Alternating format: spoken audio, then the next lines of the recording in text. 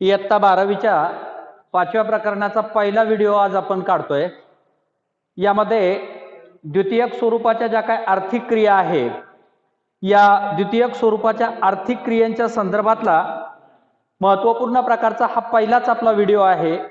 या प्रकरणाची जी काही सुरुवात केली गेलेली आहे आणि तुमच्या अभ्यासक्रमाच्या दृष्टिकोनातून सुद्धा तुम्हाला हे कोष्टक दिले गेलेले आहे बघा, की त्या कोष्टकामध्ये तुम्हाला आकृती क्रमांक 5.1 मध्ये चित्रांचं निरीक्षण करायचंय आणि चित्रांचं निरीक्षण केल्यानंतर त्याची ओळख पटवायची आणि ओळख पटवल्यानंतर ते चित्र कोणकोणत्या व्यवसायाशी निगडित स्वरूपामध्ये असावेत हे लक्षात घेऊन तो तक्ता जो आहे तो तक्ता 5.1 जो काही तक्ता आहे तो तक्ता आपल्याला पूर्ण करायचा आहे।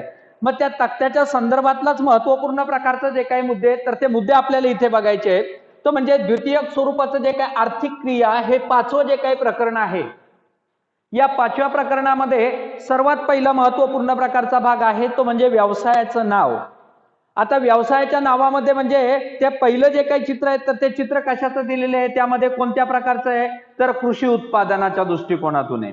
मग यामध्ये पहिला जो काही व्यवसाय आहे तर तो म्हणजे अन्न प्रक्रिया उद्योगधंदा। मग आता अन्न प्रक्रिया उद्योगधंदा म्हणजे काय की द्वितीयक स्वरूपाचा हा आर्थिक स्वरूपाचा व्यवसाय आहे की प्राथमिक स्वरूपाचा जो काही कच्चा माल असेल या कच्च्या मालावर प्रक्रिया करणे आणि प्रक्रिया केल्यानंतर त्यापासून जे काय तर द्वितीयक स्वरूपाचा जो काही पक्का माल आहे तो पक्का माल ज्या कारखान्यामध्ये तयार होतो त्या व्यवसायाला आपण द्वितीयक स्वरूपाचा आर्थिक व्यवसाय असं म्हटलं जातं। मग यामध्ये अन्न प्रक्रिया जो काही उद्योगधंदा आहे तर या उद्योगधंद्यासाठी लागणारे जे काही उत्पादन आहे मग ते उत्पादने कुठे मिळते, आवश्यक स्वरूपाचा जो काही कच्चा माल आहे तर कृषी उत्पादनाच्या दृष्टिकोनातून। मग शेतामध्ये आपण विविध प्रकारचे समजा पेरूची बाग असेल त्या पेरूवर प्रक्रिया करणे, आंब्याची बाग असेल आंब्यावर प्रक्रिया करणे, त्यापासून जे काही लोणची वगैरे आहे तर ते तयार करणे। त्यानंतर तुमच्याकडे समजा आवळ्याचं वृक्ष असेल या आवळ्यापासून आवळ्याचं जे काही ज्यूस आहे तर ते ज्यूस तयार करणे, त्यापासून मोरंबी जे काय तर ते तयार करणे, त्याच्यापासून जी काही लोणची असेल विविध प्रकारचे जे काही जाम्स असतील ते जाम तयार करण्याचं जे काही काम आहे तर ते काम म्हणजे कृषी उत्पादने की शेती व्यवसायातून सदरची जी काही उत्पादने आहेत तर ती उत्पादने होताना आपल्याला दिसून येतात। मग यासाठी लागणारा जो काही कच्चा माल आहे तो नाशवंत स्वरूपाचाही असतो आणि टिकाऊ स्वरूपाचाही असतो, तो जड स्वरूपाचाही असतो आणि तो हलक्याही स्वरूपाचा आपल्याला दिसून येतो। मग इतकंच फक्त नाहीये, आज समजा संत्री असेल मोसंबी असेल केळी असेल, केळीवर सुद्धा प्रक्रिया केली जाते, त्यापासून जे काय तर विविध प्रकारचे जे काही पदार्थ आहेत ते पदार्थ तयार होताना आपल्याला दिसून येतात। कृषी उत्पादनाच्या दृष्टिकोनातून समजा आपण बटाट्याची लागवड केली तर बटाट्यापासून वेपर्स तयार केले जातात, विविध प्रकारचे चिवडा तयार होताना आपल्याला दिसून येतो। त्यानंतर दूध भुकटी असेल, मग आता समजा शेळ्या मेंढ्या यांचं पालन पोषण आपण करतो, शेतामध्ये त्यांना अन्न पदार्थ खाऊ घालतो, घास वगैरे टाकतो आणि त्यावर त्यांची उपजीविका करतो, त्यांच्यापासून दूध कमवतो। दूध मिळवल्यानंतर त्या दुधावर प्रक्रिया करण्याचं काम आपण करताना दिसून येतो, त्यापासून दूध पावडर चीज लोणी जे काही पदार्थ आहेत या पदार्थांची जी काही निर्मिती आहे तर ती निर्मिती होताना आपल्याला दिसून येते। म्हणजे अन्न प्रक्रिया उद्योगधंदे। मग पपई असेल या पपईवर प्रक्रिया केली जाते, त्याच्यापासून तुटी फुटी तयार होताना दिसून येते जी पानामध्ये खाताना आपल्याला लागत असते। त्यानंतर विविध प्रकारची जी पानं असतात ती पानं आपण शेतामध्ये उपलब्ध करतो, त्याच्यापासून चीक काढणे, त्याच्यावर प्रक्रिया करणे, एखादा वृक्ष असेल त्या वृक्षाच्या बिया असेल फळं असेल त्या फळांवर प्रक्रिया करून आपण विविध प्रकारची जी काही कृषी उत्पादने आहेत त्या कृषी उत्पादनांवर प्रक्रिया करतो। म्हणजे आवश्यक स्वरूपाचा अन्न प्रक्रियेमध्ये जो आहे तर तो म्हणजे कृषी उत्पादने। आज तुम्ही आपण विविध प्रकारचे जे काय ज्यूस वगैरे घेत असतो त्या ज्यूस मध्ये मोसंबी असेल संत्री असेल चिक्कू असेल, ही जी कृषी उत्पादने आहे या कृषी उत्पादने आपण त्यामध्ये वापरतो, त्यावर प्रक्रिया करतो, त्याच्यापासून जे काही ज्यूस आहे तर ते ज्यूस तयार होतं। आज आईस्क्रीम असेल, स्ट्रॉबेरी जे काय तर हे कृषी उत्पादन आहे, शेतातून आपण स्ट्रॉबेरीचं उत्पादन घेतो आणि उत्पादन घेतल्यानंतर त्यावर प्रक्रिया करतो, त्याच्यापासून जे काही आईस्क्रीम आहे तर त्या आईस्क्रीम मध्ये त्याचा वापर होताना दिसून येतो। आंब्याचा वापर आईस्क्रीम मध्ये होताना दिसून येतो। विविध प्रकारची जी काही कृषी उत्पादनं आहेत या कृषी उत्पादनांचा प्रत्यक्ष अप्रत्यक्षरित्या जो काही वापर आहे तर तो वापर आपण तयार जी काही उत्पादन आहे तर त्या उत्पादनामध्ये होताना दिसून येतो। मग जसं कच्च्या स्वरूपाचा आंबा असेल तो आंबा काढल्यानंतर त्याच्यापासून आपण लोणचं तयार करतो, त्याच्यापासून आंबा जो काय तरी आंब्यापासून जर आपण बघितला तर त्याचा रस काढतो, हवाबंद डब्यामध्ये पॅक करून आपण वर्षभर तो वापरासाठी उपयोगात आणताना दिसून येतो। तशाच प्रकारे विविध प्रकारचे जे काही फळपिकं आहेत या फळ पिकांवर सुद्धा जी काही प्रक्रिया आहे तर ती प्रक्रिया केली जाते. मग त्या तयार स्वरूपाचे जे काय आहेत तर त्या तयार याच्यामध्ये जर आपण बघितलं तयार उत्पादनामध्ये, मग त्यामध्ये लोणची आहे बघा, लोणची आहे, मुरंबे आहेत, विविध प्रकारचे जे काही ज्यूस असेल त्या ज्यूसचा इथे समावेश आहे. की ही जी काही उत्पादने आहेत तर ती उत्पादने आपण तयार करताना दिसून येतो, तयार स्वरूपाची उत्पादने आहेत. मग अशा प्रकारची जी काही उत्पादने आहेत ती शेतांमधून उपलब्ध केले जातात, कृषी व्यवसायातून उपलब्ध होतात आणि त्यावर जी काही प्रक्रिया आहे तर ती प्रक्रिया करून त्यापासून जो काय आहे तर पक्क्या स्वरूपाचा जो काही माल आहे तर त्या मालाची जी काही निर्मिती आहे तर ती निर्मिती होताना आपल्याला दिसून येते. त्यानंतर कच्च्या मालाची सुद्धा काही वैशिष्ट्य आहेत बघा. जो कच्चा माल असेल या कच्च्या मालाची सुद्धा महत्वपूर्ण प्रकारची जी काही वैशिष्ट्य आहेत या वैशिष्ट्यांमध्ये जर तुम्ही आपण बघितलं तर कच्चा जो काही माल आहे तर हा कच्चा माल प्रामुख्याने जड अशा स्वरूपाचा असतो. कच्चा जो काही माल आहे हा कच्चा माल जड स्वरूपाचा असतो. त्यानंतर सदरचा जो काही कच्चा माल आहे तर तो कच्चा माल नाशवंत स्वरूपाचाही असतो. म्हणजे सर्वसामान्यपणे जर तुम्ही आपण बघितलं तर कच्चा माल हा जड स्वरूपाचा असतो, नाशवंत स्वरूपाचा असतो आणि त्याचं खरेदी जे काही मूल्य आहे तर ते मूल्य सुद्धा प्रामुख्याने जर आपण बघितलं तर ते मूल्य कमी होताना दिसून येतं. की प्रत्येक जो काही व्यवसाय असेल तर त्या व्यवसायाचं आहे की हा कच्चा माल आहे, कच्च्या मालाचं हे वैशिष्ट्य आहे की माल हा जड स्वरूपाचा असतो, तो माल नाशवंत स्वरूपाचा असतो, त्याचं मूल्य जे काय तर ते मूल्य कमी आपल्याला दिसून येतं. साधं तुम्हाला उदाहरण देतो, एखाद्या ठिकाणी समजा आंब्याचं झाड असेल, त्या आंब्याच्या झाडातून आपण कैऱ्या जर आणल्या तर त्या कैऱ्यांचं मूल्य कमी असतं, पण तीच कैरी जर आपण बाजारपेठेत विकली, त्याच्यावर प्रक्रिया करून जर आपण तिचा वापर केला, त्याच्यापासून लोणचं तयार केलं, त्याच्यापासून ज्यूस तयार केला तर त्याची जी काही मूल्य आहे, त्याची जी काही किंमत आहे तर त्या किमतीमध्ये वाढ होते. म्हणजे शेतातून उपलब्ध होणाऱ्या मालाला किंमत नाही, पण बाजारपेठेत ज्यावेळेस तो माल विकला जातो, बाजारपेठेत ज्यावेळेस त्याची विक्री होते त्यावेळेस त्याच्या मूल्यामध्ये जी काही वाढ आहे तर ती वाढ होताना आपल्याला दिसून येते. हा एक महत्वपूर्ण प्रकारचा भाग म्हणून त्याचा उल्लेख होताना दिसून येतो. मग त्यानंतरचं पुढचं एक वैशिष्ट्य आहे बघा की उत्पादनाचं जे काय तर वैशिष्ट्य आहे, जो काही महत्वपूर्ण प्रकारचा पाचवा जो काही कॉलम आहे, हे सर्वसामान्यपणे जर बघितले 1, 2, 3, 4 आणि 5, पाचवा जो काय आहे तुम्हाला अशा उभ्या स्वरूपामध्ये आकृती 5.1 मध्ये दिलेले की व्यवसायाचं नाव, आवश्यक कच्चा माल, तयार उत्पादने, कच्च्या मालाची वैशिष्ट्य आणि उत्पादनाची वैशिष्ट्य. मग त्यामध्ये त्याचं वजन कसं असतं, त्याचा टिकाऊपणा कसा आहे, त्याचं उत्पादन कसं आहे, त्याचं विक्री मूल्य कसं आहे. ज्यावेळेस तो माल तयार होतो तो पक्का जो काही माल असेल ना तर त्या पक्का माल सर्वसाधारणपणे टिकाऊ असतो. पक्का जो काही माल असेल तो माल हा टिकाऊ स्वरूपाचा आपल्याला दिसून येतो आणि टिकाऊ स्वरूपाचा असल्यामुळे त्याच्यामध्ये प्रक्रिया केली जाते, त्यामुळे तो टिकाऊ स्वरूपाचा असतो आणि त्याचं जे काही मूल्य आहे तर हे मूल्य मात्र त्या ठिकाणी आपल्याला जास्त दिसून येतं. की जास्त स्वरूपाचं जे काही मूल्य आहे तर त्या मूल्याचा तिथे समावेश होताना आपल्याला दिसून येतो. कारण कच्च्या मालावर प्रक्रिया केली जाते, प्रक्रिया केल्यामुळे तो माल टिकाऊ स्वरूपाचा असतो. अनेक दिवस तो माल जो काय तर जैसे ते स्थितीमध्ये आपल्याला दिसून येतो तो टिकाऊ स्वरूपाचा असतो आणि त्याचं विक्रीचं जे काही मूल्य असेल तर ते मूल्य सुद्धा जास्त असतं. साधं एक उदाहरण दिलं की कच्ची पपई बाजारात विकायसाठी नेली तर त्याचं मूल्य कमी असणार आहे, पण तीच पपई जर विकून तुम्ही बाजारामध्ये मांडून बसले तर त्याचं मूल्य हे जास्त येणार आहे, कारण त्याच्यावर प्रक्रिया झालेली आहे, कारण त्या ग्राहकाला तो घरी गेल्याबरोबर तो माल कापून खाता येणार आहे.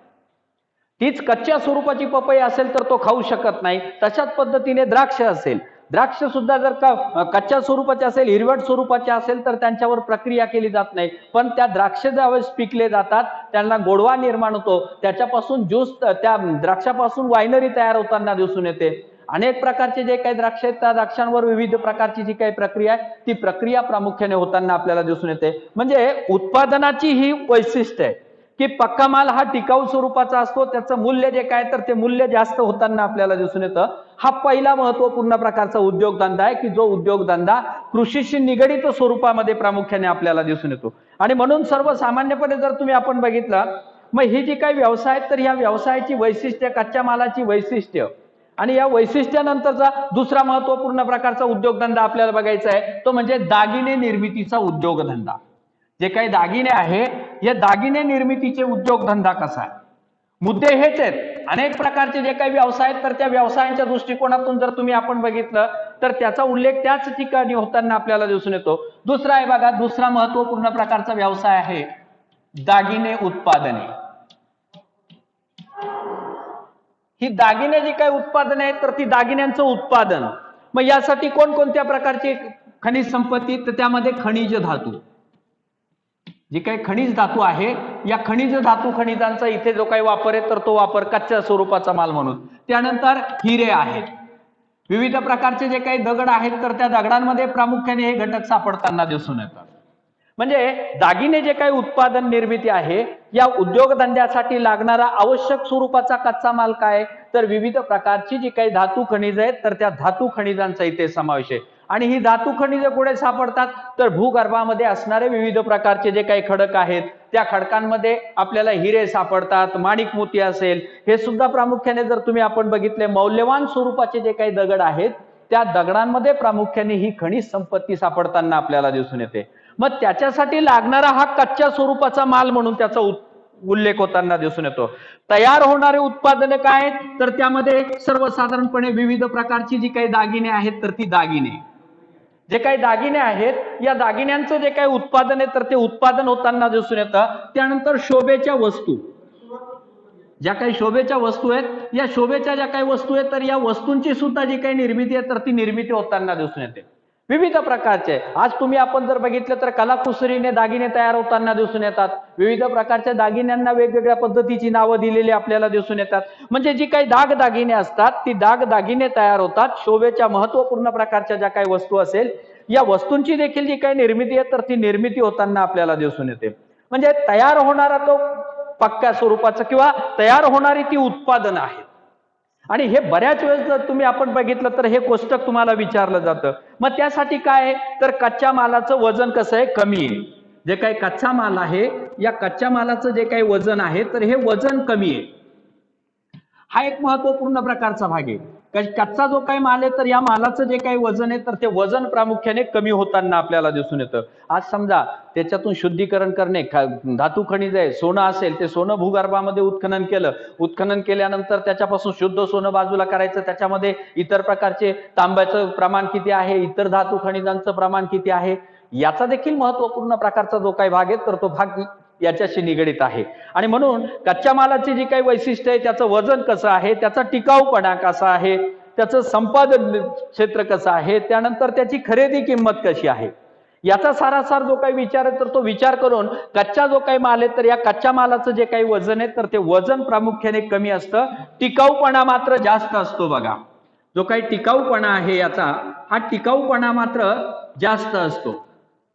सर्वसामान्यपणे जर तुम्ही आपण बघितलं तर टिकाऊपणा याच्यामध्ये जास्त असतो, कारण त्याच्यावर प्रक्रिया केली जाते आणि प्रक्रिया करून अशा प्रकारची जी काही खनिज संपत्ती आहे तर ती खनिज संपत्ती उपलब्ध होताना दिसून येते. म्हणजे कच्च्या मालाचं हे वैशिष्ट्य आहे की त्याचा टिकाऊपणा जास्त असतो आणि त्यानंतर त्याची जी काही मूल्य आहे, त्याची जी काही किंमत आहे तर ही किंमत मात्र जर तुम्ही आपण बघितली तर ती किंमत ही कमी आपल्याला दिसून येते. हे महत्वपूर्ण प्रकारचं जे काही वैशिष्ट्य आहे तर ते कच्च्या मालाच्या बाबतीत आपल्याला दिसून येतं. त्यानंतर उत्पादनाचं जे काही वैशिष्ट्य आहे तर या उत्पादनाच्या वैशिष्ट्याच्या बाबतीत जर तुम्ही आपण बघितलं तर या उत्पादनाच्या वैशिष्ट्यामध्ये पक्क्या मालाचं जे काही वजन आहे तर ते वजन मात्र कमी असतं. बघा, पक्का जो काही माल आहे या मालाचं जे काही वजन आहे तर ते वजन मात्र कमी आपल्याला दिसून येतं. वजन कमी असतं आणि त्याची उपयुक्तता ज्याला आपण म्हणतो ही उपयुक्तता जास्त असते. जी काही उपयुक्तता आहे ही उपयुक्तता मात्र त्याची जर बघितली तर ती जास्त असते. हे सर्वसामान्यपणे जर तुम्ही आपण बघितलं आणि त्याची बाजार जी काही किंमत आहे, त्याची जी काही किंमत आहे तर ही किंमत मात्र जास्त असते. बघा, हे देखील महत्वपूर्ण प्रकारचं जे काही वैशिष्ट्य आहे तर ते वैशिष्ट्य उत्पादनाचं वैशिष्ट्य आहे. त्याचं वजन कमी होताना दिसून येतं. कारण का वजन कमी होतं, त्याच्यावर प्रक्रिया केली जाते, त्याच्यापासून मिळणारी इतर प्रकारची जी काही गौण खनिज असेल त्या खनिजांची उपलब्धता कमी झाल्यामुळे त्याचं वजन कमी होतं आणि त्याची उपयुक्तता जर तुम्ही आपण बघितली तर ती उपयुक्तता आपल्याला जास्त दिसून येते आणि त्याची जी काही किंमत आहे तर ती किंमत देखील प्रामुख्याने जर आपण बघितलं तर जास्त आपल्याला दिसून येते. हा दुसरा महत्वपूर्ण प्रकारचा जो काही व्यवसाय तर त्या व्यवसायासाठी लागणारा आवश्यक स्वरूपाचा कच्चा माल, त्याच्यातून तयार होणारी उत्पादने आणि त्या उत्पादनाबरोबर कच्च्या मालाची वैशिष्ट्य आणि उत्पादनाची जी काही वैशिष्ट्य आहे, हे दुसरा जो काही व्यवसाय आहे किंवा दुसरा जो काही महत्वपूर्ण प्रकारचं दागिने उत्पादन आहेत तर या उत्पादनाच्या दृष्टिकोनातून आपल्याला दिसून येतो. त्यानंतरचा तिसरा महत्वपूर्ण प्रकारचा उद्योगधंदा आपल्याला बघायचा आहे. की तिसरा सुद्धा एक महत्वाचा जो काही उद्योगधंदा आहे, तर या उद्योगधंद्याच्या बाबतीत सुद्धा आपल्याला काही महत्वपूर्ण प्रकारचे जे काही मुद्दे आहेत तर त्या मुद्द्यांना अनुसरून स्वरूपामध्ये हा पण उद्योगधंदा कशा पद्धतीने चालतो याचा देखील समावेश होणं महत्वपूर्ण प्रकारचं आहे. आणि म्हणून तिसरा जो काही आहे तो म्हणजे औष्णिक वीज. औष्णिक जी काही वीज आहे तर ती वीज निर्मिती तिसरा हा महत्वपूर्ण प्रकारचा व्यवसाय आहे की औष्णिक स्वरूपाची वीज कशी तयार होते. मग या विजेसाठी लागणारा कच्चा माल काय आहे, तर याच्यासाठी आवश्यक स्वरूपाचा कच्चा माल आहे तो म्हणजे कोळसा. औष्णिक वीज निर्मिती करायची असेल तर त्या वीज निर्मितीसाठी पाणी तापवायचं आहे, ते तापवण्यासाठी कोळसा हा सर्वात महत्वपूर्ण प्रकारची खनिज संपत्ती की कच्चा माल की आवश्यक स्वरूपाचा कच्चा माल आहे. त्याचं तयार उत्पादन काय होताना दिसून येते, तर तयार उत्पादन आहे वीज. त्याच्यापासून विजेचं जे काही संकलन आहे तर ते संकलन होताना आपल्याला दिसून येतं.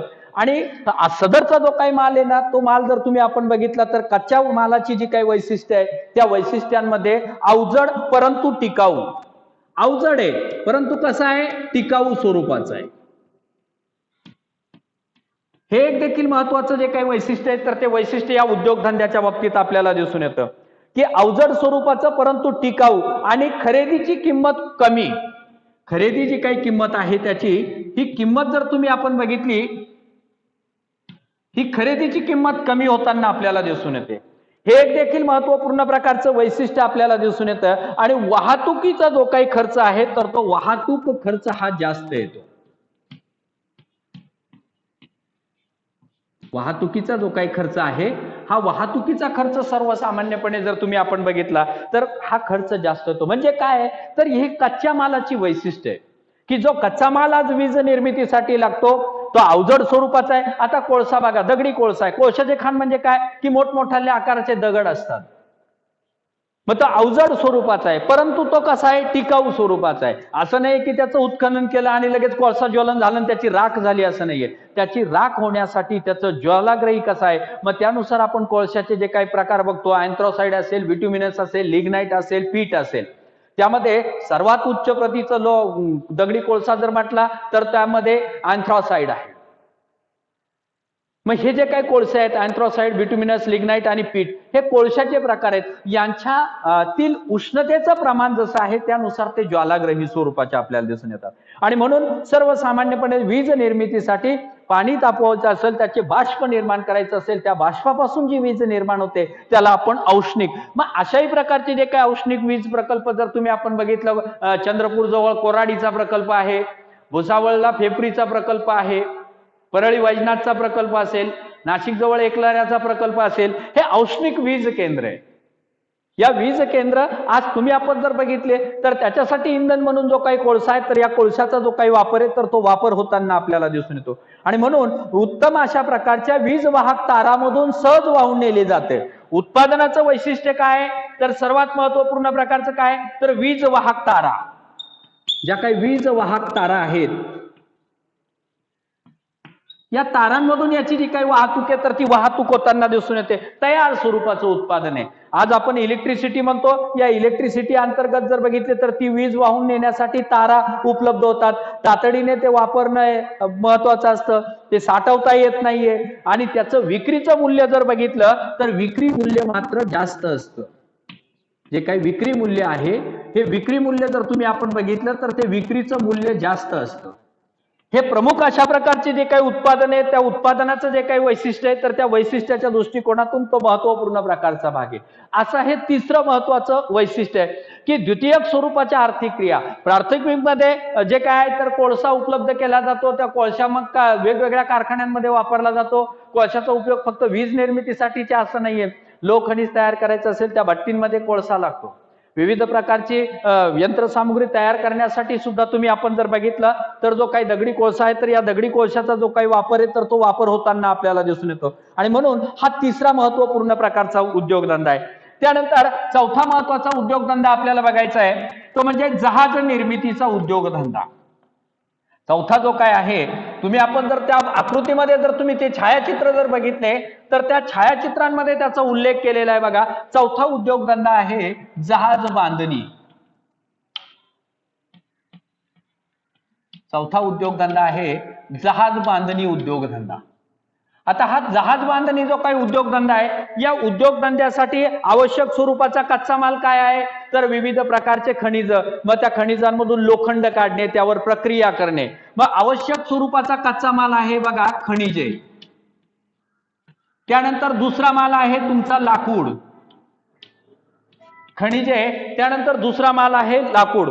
की हे सर्वसाधारणपणे जर तुम्ही आपण बघितलं तर खनिजे असेल, लाकूड असेल, हे आवश्यक स्वरूपाचा हा कच्चा माल आहे की जहाज बांधणीसाठी विविध प्रकारचे पत्रे तयार करणे, अँगल्स तयार करणे, आणि मग ते तयार केल्यानंतर त्याच्यासाठी लाकूड असेल, ते जहाज बनवायचं असेल, ते तयार करायचं असेल, त्याच्यासाठी लाकूड सुद्धा महत्वपूर्ण प्रकारचा कच्चा माल आहे.